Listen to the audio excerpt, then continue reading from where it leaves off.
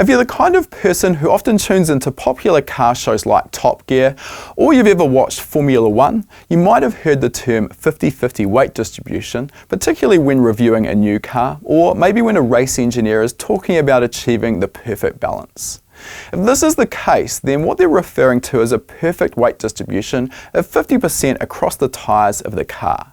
It's generally understood that having a close to symmetrical weight distribution will massively improve a vehicle's stability when cornering and its consistency of performance out on the track. Perfect weight distribution essentially refers to when all four wheels of the car are pressing down onto the surface of the road with the exact same amount of force, or, in other words, a 25% split of the car's weight at each corner. For some, the assumption is that all vehicles are set up like this from the manufacturer. However, anyone who has corner weighted a car before will know that this simply isn't the case. This is mainly due to heavy items inside of the car that are not positioned perfectly centrally in the vehicle, such as the driver, the engine, passengers, and fuel, all of which will affect the final corner weight. Often vehicle manufacturers will advertise a 50-50 weight distribution, telling you that the car has a perfect handling setup. In reality, this isn't always ideal for the racetrack, and it isn't always true. When talking about weight distribution, it can be described in a couple of ways: a front to rear ratio, a side to side ratio, or a cross weight ratio. And vehicle manufacturers often won't elaborate on which one they're actually talking about. This can make the subject of weight distribution slightly confusing and can leave a lot of people wondering what to aim for when setting up their car for the track. When you're trying to set up your car to achieve a better balance, there are two main aspects that you have to consider. The first is what I mentioned a moment ago, the ratio of weight from side to side. This is expressed as the left weight percentage, and this basically means the weight on the left-hand side of the car compared to the overall weight of the car. The way you work this out is by adding the weight of the left front and left rear tyre and adding these together. Once we have this total, you then simply divide this number by the total weight of the car, and the result will be a percentage value. The next aspect you need to work out is the cross weight percentage.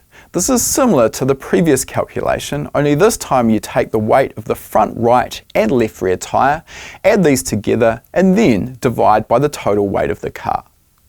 Both the left weight percentage and cross weight percentages are topics that we will cover in detail in the next modules, and are fundamental parameters you need to calculate in order to corner weight your car effectively.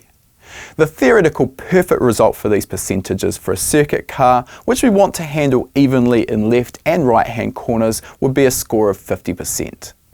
We'll get further into this topic as we go through the course, but it's worth mentioning that there aren't a lot of absolutes in motorsport, and often we may end up with a faster lap time by biasing the car's handling so that it corners better to the right than the left.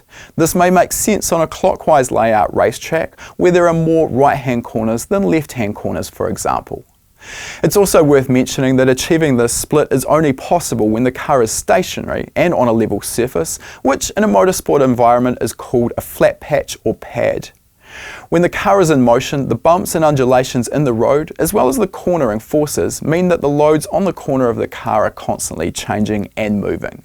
This is why we must set the car balance in a static location. Later in this course, we'll go through the procedure you'll need to use in order to corner weight a car in more detail, and we'll show you exactly how these measurements are taken, along with what changes you'll need to make in order to achieve your target weight split. That was just one of the lessons from our practical corner weighting course. If you want to learn how to optimize the handling and balance of your race car, then this course is going to be perfect for you. You'll learn how corner weight affects the balance of your car and what equipment you'll need to be able to measure and make adjustments to the corner weights. You'll learn how to analyze the handling balance at the track so you know what's wrong and what changes need to be made.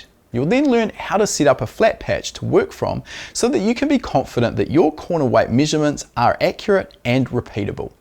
Finally, you'll learn a simple 6-step process that you can apply to optimizing the corner weights on any car. This will ensure you get the right results without overlooking any critical steps. To learn more, click the link in the description.